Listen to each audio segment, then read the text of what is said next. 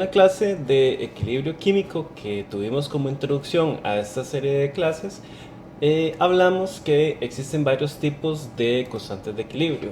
Pueden ser en equilibrio heterogéneo, equilibrio ácido-base o, por ejemplo, el producto iónico del agua. Esas son algunas de los tipos de equilibrio en los que nos vamos a estar enfocando en toda esta sección que tenemos de clases referentes al equilibrio químico. Entonces, para hablar un poco de una de estas constantes que mencionamos, vamos a dedicar un poco de tiempo de esta clase a estudiar la constante producto iónico del agua y también las constantes que son de solubilidad, del producto de solubilidad, que también se conocen como la KPS. Entonces, en este caso, este, si tenemos moléculas de agua en un beaker, por ejemplo, entonces puede darse la siguiente reacción que tenemos acá. Entonces puede pasar que dos moléculas de agua se encuentren y se dé un proceso que se va a llamar un proceso de disociación.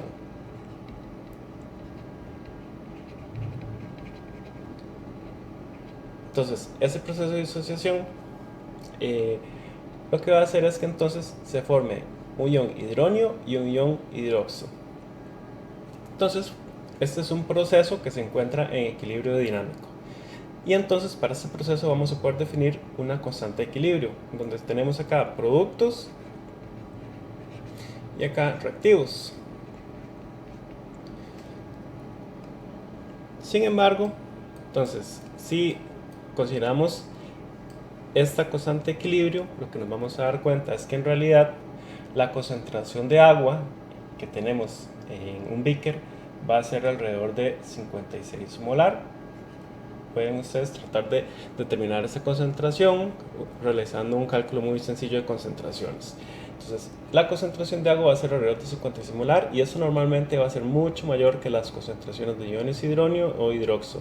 Entonces, por eso es que lo que tenemos antes aquí abajo, que era la concentración de H2O al cuadrado, es algo que podemos pasar al otro lado, multiplicar con la constante, ¿verdad? Eso fue lo que hicimos acá. Entonces, en ese caso, eh, esta nueva constante que tenemos al multiplicar la constante de equilibrio multiplicado por la concentración de agua que podemos considerar como constante, como alrededor de 56 molar, es lo que vamos a llamar la KW o la constante producto iónico del agua. Entonces, básicamente de acá es que podemos ver esta regla en la cual usualmente cuando estamos escribiendo una constante de equilibrio no colocamos dentro de la expresión de la constante ni líquidos ni tampoco sólidos. ¿Por qué? Porque todas estas contribuciones se pueden tomar como constantes y entonces van a estar abarcadas dentro de la constante de equilibrio misma. Entonces, la constante del producto iónico del agua, entonces, si aplicamos logaritmo, entonces, de un lado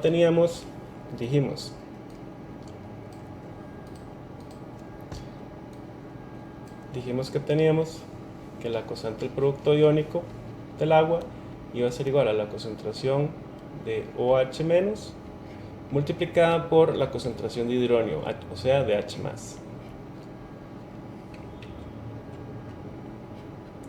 Entonces, si aplicamos menos logaritmo a ambos lados,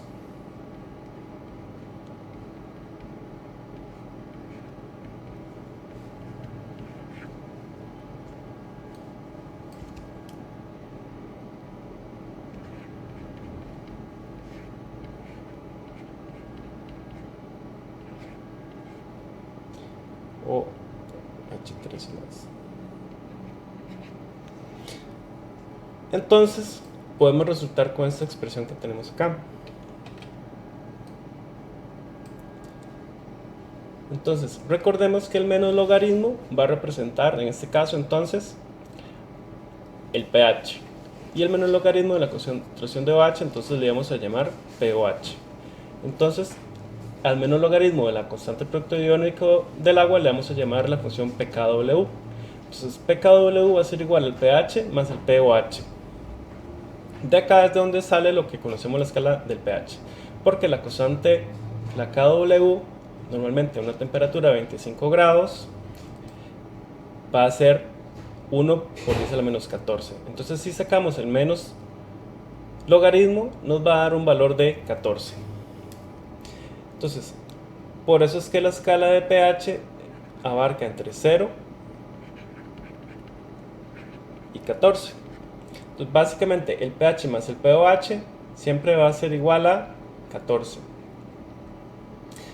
Y entonces eso es lo que nos va a definir esa escala que llamamos la escala del pH. Esto es algo que vamos a retomar luego cuando estemos viendo las constantes ácidas o las constantes de basicidad. Entonces, la constante del producto iónico del agua, como dijimos, va a depender de la temperatura. Esta es la más común que vamos a utilizar, que va a ser para 25 grados centígrados.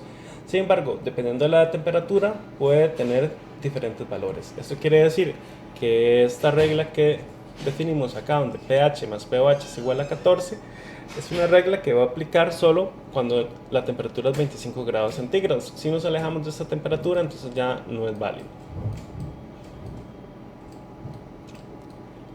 Ahora sí, entremos en el tema de equilibrio